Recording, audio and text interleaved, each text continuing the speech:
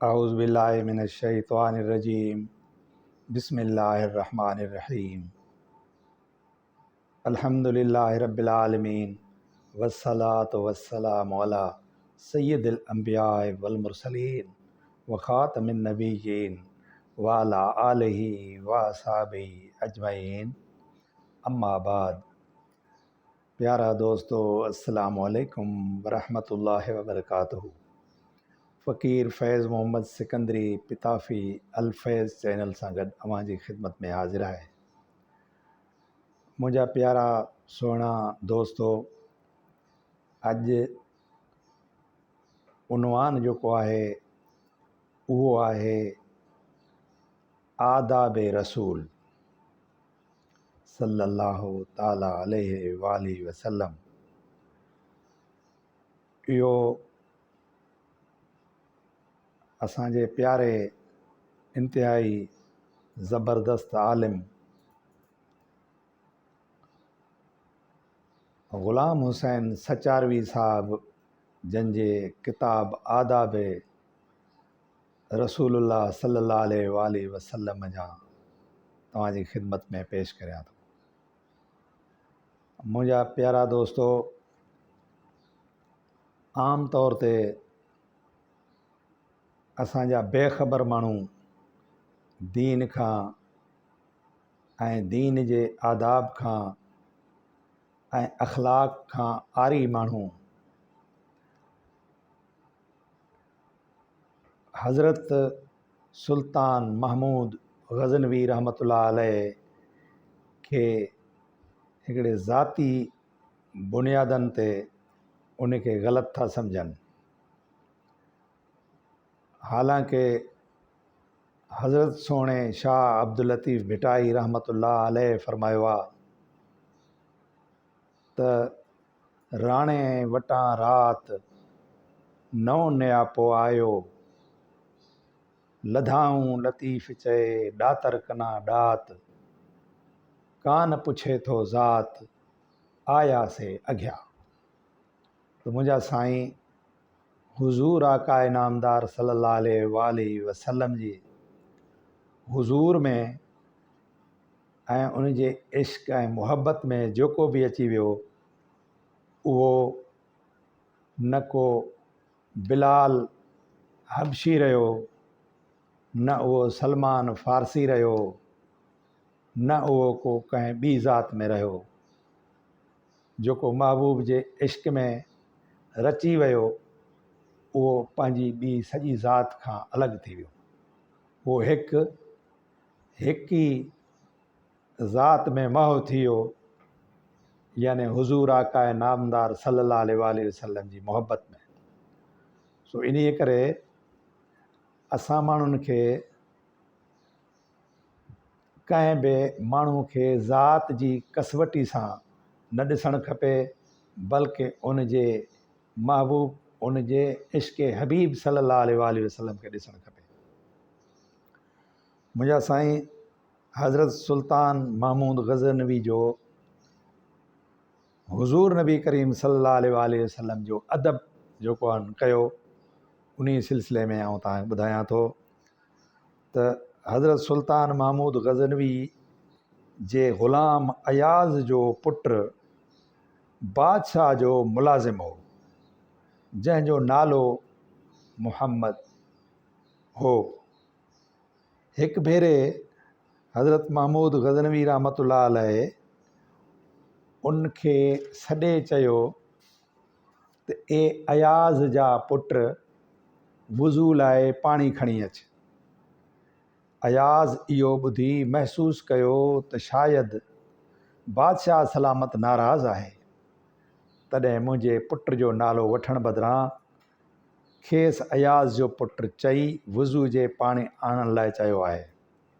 महमूद ग़ज़नवी फ़ारिग़ थी अयाज़ ॾांहुं निहारियो त हू ग़मगीन बीठो।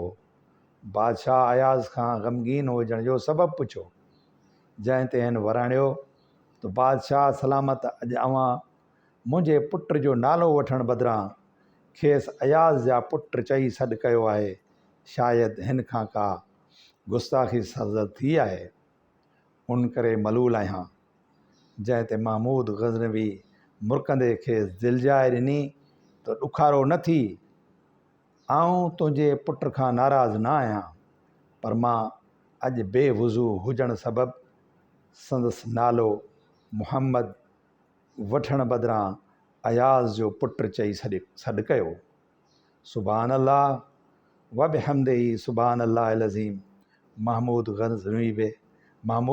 हज़रत महमूद गज़नवी बि पंहिंजे मुलाज़िम जो नालो जेको पाण करीम सल्लल्लाहु अलैहि वसल्लम जे पाक नाले ते रखियलु हो, बिना वज़ू जे उहो पाक नालो वठण लाइ तयारु न आहे। तॾहिं त कंहिं आशिक़ चयो आहे त हज़ार बार बेशोयम दहन बे मुश्को गुलाब हुनूज़ नामे तो गुफ़्तन कमाले बेअदबीस्त। यानी जेकॾहिं हज़ार भेरा बि मां खणी पंहिंजो मुंहुं या पंहिंजो वात मुश्क ऐं गुलाब सां धोई साफ़ कयां, तॾहिं बि ए मुंहिंजा हबीब सोणा अव्हां जो इस्म गिरामी वठणु तमामु वॾी बेअदबी आहे, कमाल बेअदबी आहे। त मुंहिंजा साईं,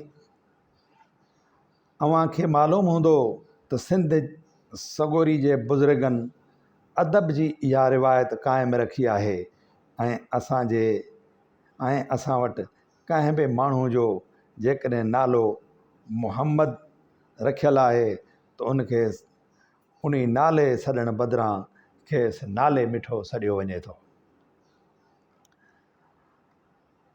ऐं अहिड़ी तरह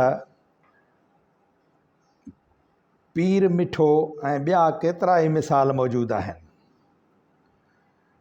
नाले मिठो, पीर मिठो, ईअं साईं। त असां वटि सिंध में इहा बि रिवायत मौजूदु आहे त जॾहिं पंहिंजे कंहिं बुज़ुर्ग वालिद या ॾाॾे जो नालो पंहिंजे औलाद ते रखंदा आहियूं तॾहिं त पोइ पंहिंजनि बुज़ुर्गनि जो अदब रखंदे उन जो नालो वठण बदिरां खेसि चवंदा आहियूं ॾाॾा साईं या बाबा साईं।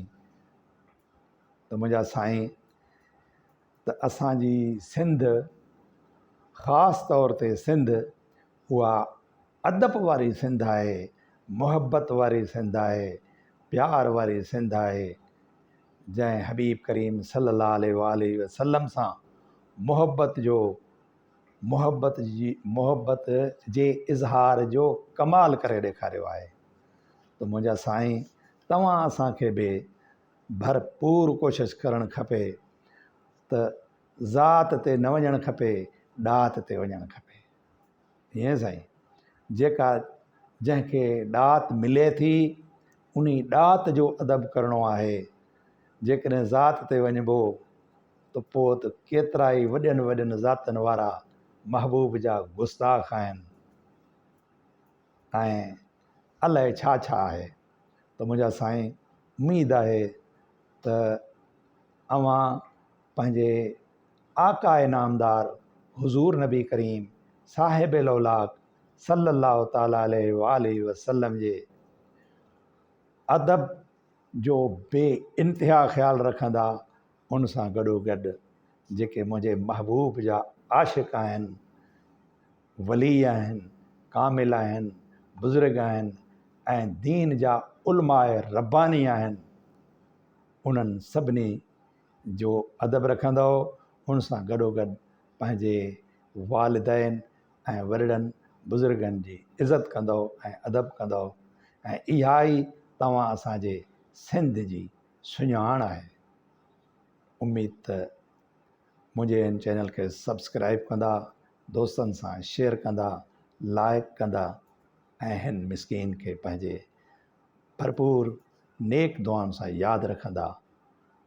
पाक फ़ौज ज़िंदाबाद, पाकिस्तान ज़िंदाबाद, इस्लाम ज़िंदाबाद। अस्सलामु अलैकुम वरहमतुल्लाहि वबरकातुहू।